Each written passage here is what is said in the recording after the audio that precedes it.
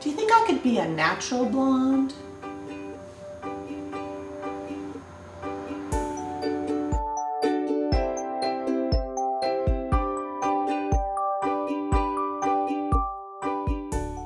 I want to give you a little bit of an idea of what dyeing your own yarn is all about. All of my yarn for my tapestries and my students is hand dyed by me here in my garage. I use Lanacet and Saberset acid wool dyes. These are synthetic dyes that offer a high degree of light fastness. That's important for tapestry because we want tapestries to live in the light. These are dyes that are for protein fibers. They are for fiber that comes from animals, such as sheep, alpaca, llamas. Also, it's a great silk dye. So here's the truth of the matter. When I start dyeing, I'm in my laundry room and I'm scouring stuff in my bathtub. So I've turned my garage into a dye studio. The first thing you want to do is make sure you're wearing your Oldest Folks Festival t-shirt because you're going to splash dye around. Although if you make a mistake, as long as you just wash the shirt and don't boil it in acid, the dye won't stick. The first thing I need to do after I scour my yarn is I bring it in here and I let it soak in a leveling agent. There are various leveling agents you can use. I just use salt. I have for a long time used Glauber salt, and recently I ran out, and so instead of ordering Glauber salt online, it's fairly cheap, but the shipping is not, I did a little research and started using canning and pickling salt. Who knew it works exactly the same? So you measure out your amounts, and I'm going to put my yarn, which I've marked for what color I'm going to make, in these pots. I'm going to make a pink today, 2 colors of pink, and I'll be doing some blue violet. So with dyeing yarn, there's a little bit of math and a whole lot of mess, and it's a lot of fun because you can make just about any color you want eventually. I have a dye book that I started making back when I was in college learning dyeing, and that's a jumping off point for my formulas. I really recommend taking a dye class so that you start to build your own set of formulas and figure out what colors you want to make. I use Lanacet and Saberset acid wool dyes. Most of them come from Prochemical and Dye, but I also use Earth Guild, both great companies. And I'm just going to show you a little bit about how we mix the dyes and such, and then take a class and figure out how to do it. It's not all that hard, and it's a lot of fun. One thing, once you make sure you have your beautiful tie-dye shirt, and make sure also not to wear flip-flops when you're dyeing. I've learned that frequently. Boiling water is not really great for your feet. The other thing you really need as far as personal protective equipment is a respirator. These dyes are pretty much safe as long as you're not eating around them. Do not do the dyeing in the kitchen. And you want to use a respirator when you're using with the powdered form of the dye. Frequently I'm using the powder and putting it into solution. Once it's in solution, you can take the respirator off. Time for some chemistry. See? Respirator.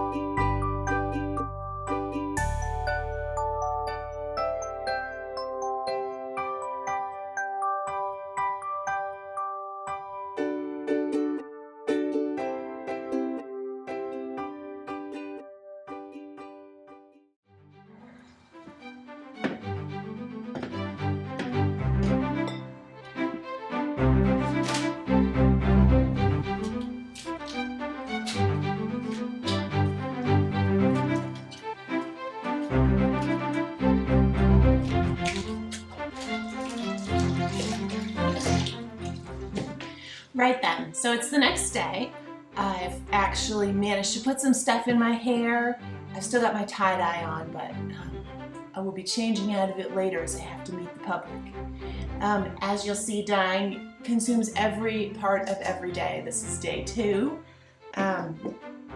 And I'm out here in my pajamas, and I'm out here all times of the day attending the pots. I've already made one mistake this morning with this dye, so that's always good. I'm going to wash the skeins I did yesterday and hang them up, and we're just going to keep going. I'm back in the bathroom, laundry room. We've got to sort these skeins out, wash them, spin them, and let them dry. We want to get the acid out of them. So I'm using, again, pH neutral soap. And this is a hard job.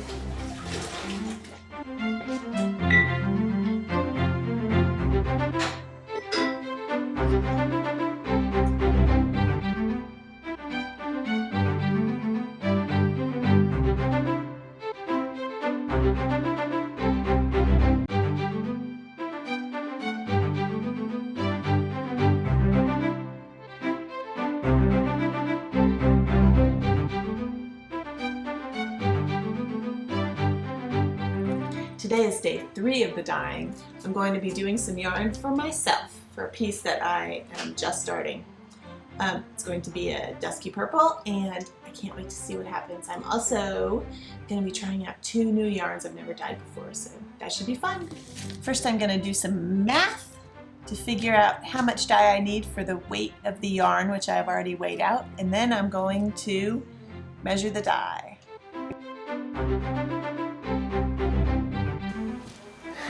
Mad scientist at work.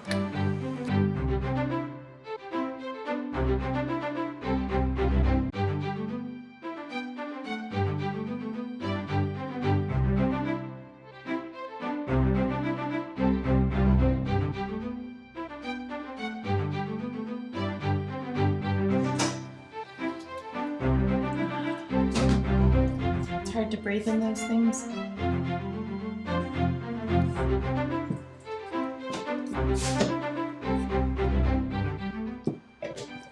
Making a stock solution of the violet, from which I'm going to make these other colors. The colors I'm making are very light, so we need a stock solution so we can actually measure it.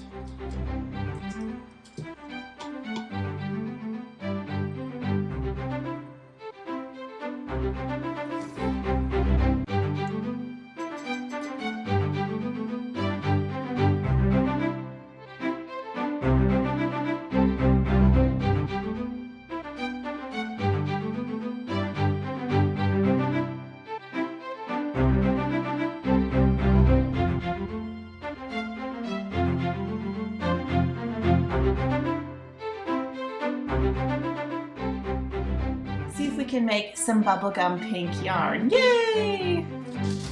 I'm wearing the tie-dye I was wearing yesterday. You know, you don't want to get too many clothes spattered with dye. I come out here at all times of the day. I've got my pajamas on and my whatever, middle of the day. I do try to put shoes on my feet because there's nothing worse than spilling boiling water on your toes. So, other than that, that's how you do it. Light fast. Live in the light.